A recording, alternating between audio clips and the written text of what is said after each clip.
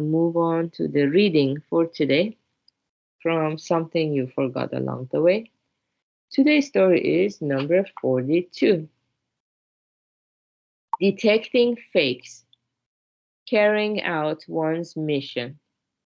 Charles M. Schwab, 1862 to 1939, the first president of the United States Steel Corporation, once had to make a quick trip to his office after hours. When he came to the gate, the guard refused to admit him. No one is allowed in this, no one is allowed in at this hour. But I'm Schwab, the company president. I don't know what the company president looks like, so I'm sorry, sir. But unless you've got some ID, I can't let you in. Schwab duly presented some identification, and so was able to take care of his errand. The following day, the guard received a summons to the president's office. He went fearing a dressing down, but instead received a promotion directly from Schwab himself. Once, when Winston Churchill was Prime Minister, he was tearing along in great haste when his car came to an intersection with a red light. Traffic was not heavy, so Churchill ordered his driver, "Never mind, run the light." As the car started across the intersection, a traffic policeman darted out and ordered it back. "I'm Churchill, I'm in a hurry." The policeman gave him a hard look and said, "Prime Minister Churchill would never commit a traffic violation. I believe you are a fake. Get back where you belong." Deflated, Churchill said meekly, "Very well, you're right, I'm a fake." He ordered his driver to back up. A few days later, Churchill sought to have the traffic policeman promoted, but the policeman demurred. "I did nothing to deserve a promotion." "Yes, you did," replied the Prime Minister. "You identified me as an imposter. I'm sure you have the same ability where criminals are concerned. This promotion is a reward for your powers of discernment." Okay, very good. A little bit humorous story here. Yeah, yeah. These days, when we look at politics, things have changed so much, not just with politics, like with everything. But when you read these stories from the past, you see the sincerity of the people and how they really had pride in carrying out their mission to the best of their abilities, and then they had very good principles that they didn't waver from. So I guess as time passes, the more people waver from their own principles, it becomes like commonplace.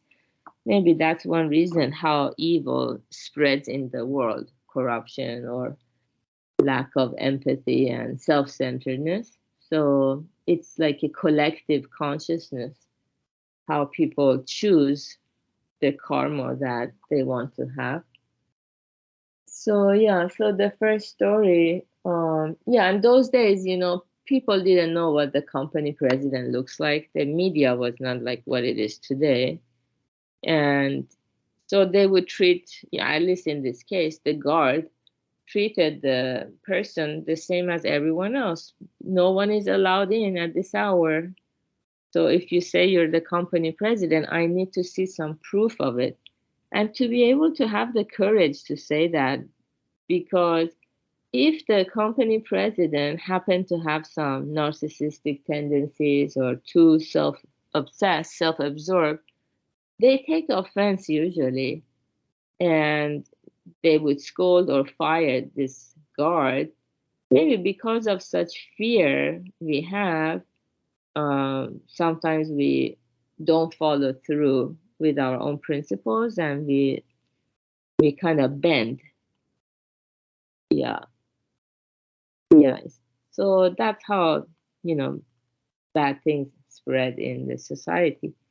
So it's a very inspiring story that this guard had really wanted to carry out his mission. He was true to his mission, had that sense of integrity and pride in what he was doing, and a lot of fulfillment, I'm sure, and ready to even lose his job if the boss didn't appreciate his sense of integrity and sincerity. Yeah, I think yesterday Yuichi's explanation was about why some people are able to do great things. There are people who are able to uh, not cling to money or status or power, even to their life. They always choose the high road, what is good, instead of their own desires and what is beneficial to them.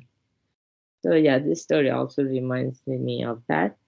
And then the second story too, Winston Churchill. So he was also, he could have got angry at the police officer who ordered him back.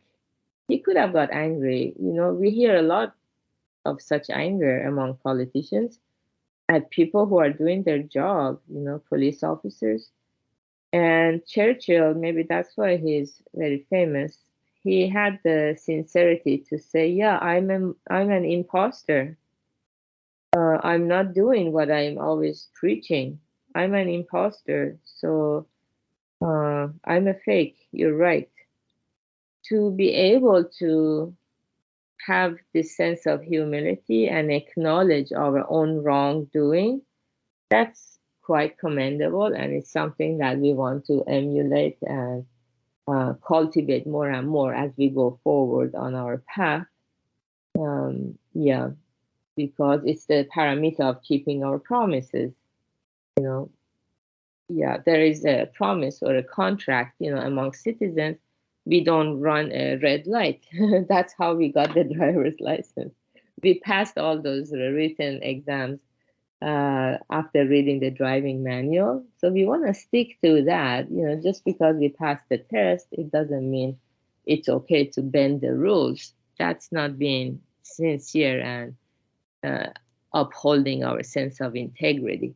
We want to keep it. And that's what the title says, carrying out our mission. Not just when we want to pass the test, we just answer the questions correctly and then later we forget about them, but we want to follow through.